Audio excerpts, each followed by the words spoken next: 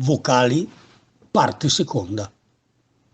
La vocale O, nella lingua milanese, corrisponde, se atona e senza accento, alla U italiana, U dolce. Impostor pronuncia impustur.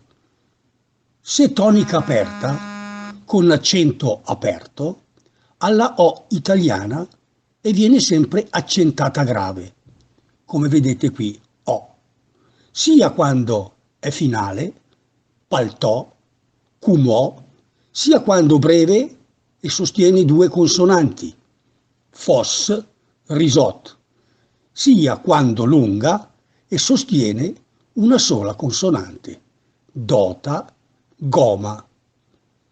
Se tonica chiusa, si pronuncia sempre come U italiana, sia quando breve, sostiene due consonanti, rus, pronuncia rus, rosso, tuc, pronuncia tuc, tocco, bacato, sia quando lunga e sostiene una sola consonante, culur, dulur. Inoltre, la vocale O si pronuncia come la U italiana quando è doppia in finale di parola. Q, testa, pronuncia Q.